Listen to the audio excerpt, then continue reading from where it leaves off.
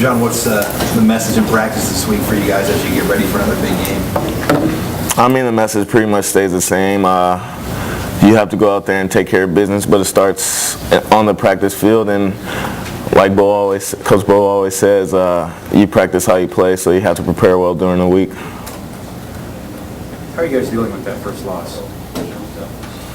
Well, it's nothing you can really do about it anymore. It's in the books. You just have to go out and prepare even harder. Just learn from it, and hopefully it doesn't happen again. How tough is that to? I mean, you guys are football players, but you're people too. How hard is it just to kind of put it out of your mind and move past that? I mean, well, we have the weekend to think about it and dwell on it, but once preparing for Oklahoma State came into play, you just have to put it behind you. It's just something you have to do. Because if you're thinking about it during the week, you're not going to be able to prepare well enough, and one loss could turn into two, could turn into three. So, I mean, it's over now. There's nothing you can do about it, so it's really no need of thinking about it. You guys must be really licking your chops looking at the matchup with Oklahoma State and the way they pass the ball in the secondary. How much are you guys looking forward to that and that challenge?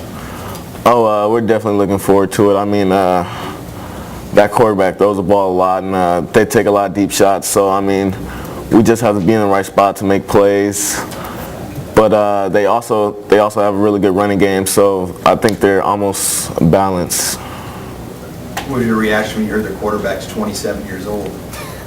Well, actually, I heard that during the game earlier in the season. I was watching them play.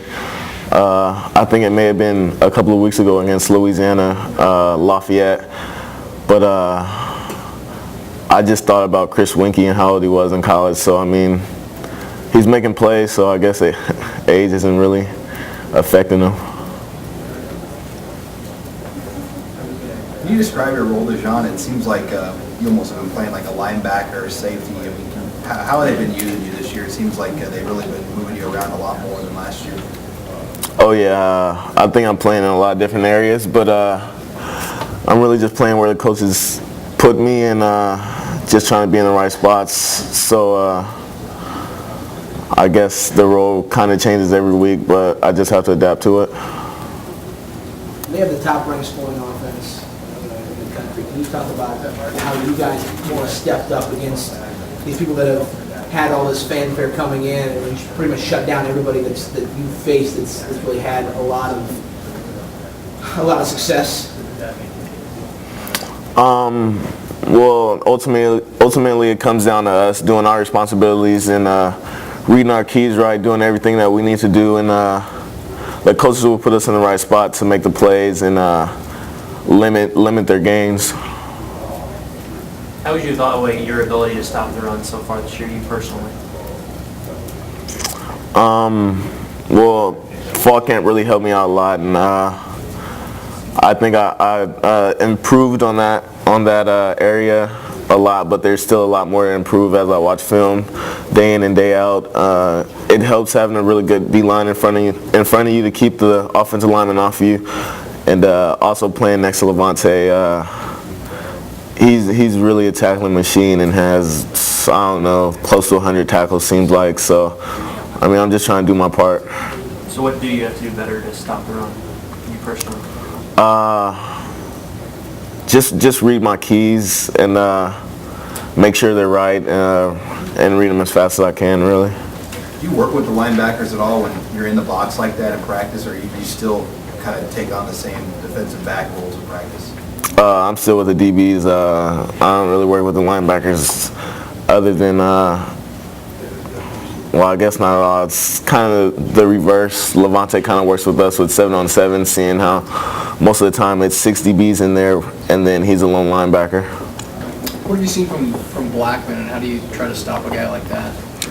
He's a big physical receiver, but I really have faith in our two corners shutting down anybody. So just the safeties being over the top to help him out, but he makes plays, I guess. Coach Plenty really talked about the missed tackles on Saturday and how that kind of dictated the outcome against Texas. How personally did you guys take that, after seeing the film?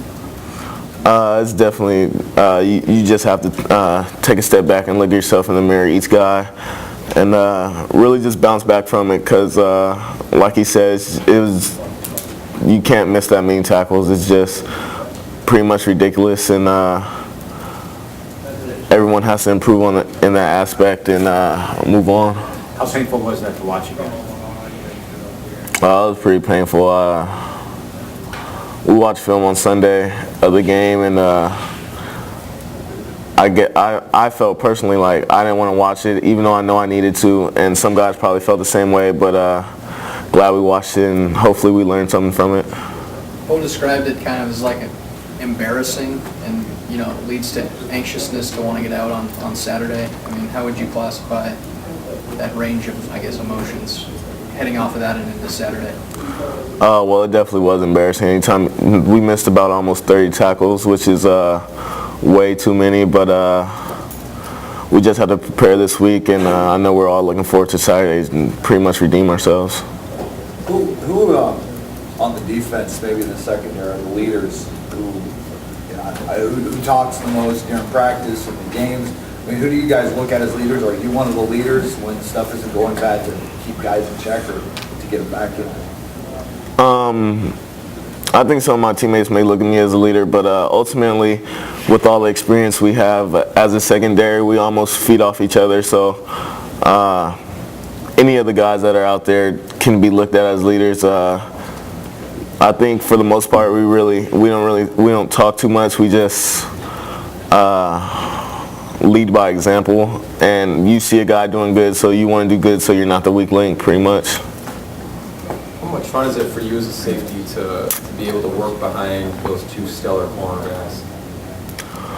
It definitely makes your job a lot easier, just knowing that the skill that they have and being able to shut down receivers makes your job easier, but you just have to be in the right spots just in case they do slip up and be their eraser.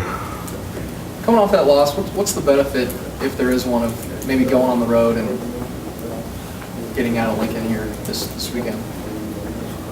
I don't know if there's a benefit, but I guess questions have been asked about how we play better on the road, so hopefully that plays to our favor this weekend.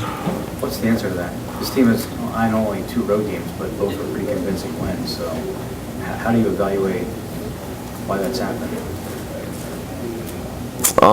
If I had to answer that, I think it'd just be our mentality that we go into the road games with. It's us against the world. At home, it's almost like you want to take that mentality into it, but you know you have your fans behind you and all that, so I don't know, it just played out the way it did.